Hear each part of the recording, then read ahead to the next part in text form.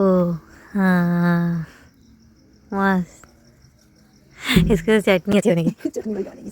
So hi guys, welcome to part 2 of Gullu बुआ घर दर्शन सीरीज, आई मीन मिलन सीरीज। फिर यहाँ पे मेरी गुल्लू बुआ भी बहुत शौकीन है खेत में जाके अपने हाथों से सब्जियां निकालने के और तोड़ने की। उन्हें भी बहुत मज़ा आता है खेत में इतनी सारी सब्जियां देखने का आनंद ही अलग है। कुछ खुद जाकर तोड़ के उन्हें लाओ और खाओ तो उसका आनंद और अनुभूति बहुत अलग है। You should try it definitely once in your life. जब आप गाँव आओ, not in your life once but हाँ, जब भी आपको मौका मिले ऐसा करना चाहिए। और यहाँ पे सब्जियाँ उन्होंने धोई। उसके बाद यहाँ पे माई काका जो थे बैठ के आग ताप रहे थे, अपने हाथ सेक रहे थे। और यहाँ पे मेरी गुलबा बहुत खुश हो गई थी उनको देख के, मूली कलेक्ट करके। फिर हम लोग घर के अंदर आए और थोड़ी बहुत फ़ोटोज़ खींची उसी मूली के साथ जो अभी ताज़ा हमने खेतों से निकाली थी। फिर यहाँ पे बुआ ने उस मूली को मारा खा और फिर मैं थोड़ा घर के अंदर की तरफ आई और जन्नू के पास आ गई जहाँ पे हम बैठ के बातें कर रहे थे। फिर हम थोड़ा और बाहर की तरफ आए, थोड़ा एक्सप्लोर करने के लिए। जितना पॉसिबल हो पा रहा था मैं उतनी ज़्यादा यादें समेट रही थी, क्योंकि गांव जल्दी आना नहीं हो पाता, बहुत रेयर चांसेस पे आना हो पाता है।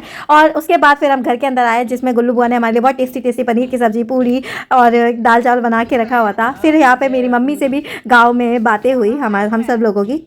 और फिर बातें होने के बाद, खाना पीना होने के बाद हम लोगों का हो गया था जाने का समय।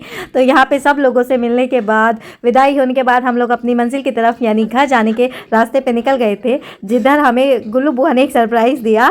भाभी को एक बहुत सुंदर सी साड़ी दी, जो मे भी हम मेंशन कर देंगे जब पहनेंगे। और उसके बाद यहाँ पे माई ने भी विदाई दी थी भाभी को, जो भाभी बहुत ऑकवर्ड हो गई थी लेने में। लेकिन गुल्लू बुआ ने बोला नहीं, बड़े बूढ़ों का आशीर्वाद होता है, यू शुड टेक इट। फिर जगते जैसे तैसे फिर हम लोग चले गए अपनी मंजिल की तरफ। और यहाँ पे मुझे गुल्लू बुआ ने बताया यहाँ पे एक शौक के लिए घोड़ा पाला गया है, जिसे मैं डेफिनेटली मिली और कुछ ऐसा सीन हुआ मेरे साथ। ओ यहाँ तो घोड़ा है।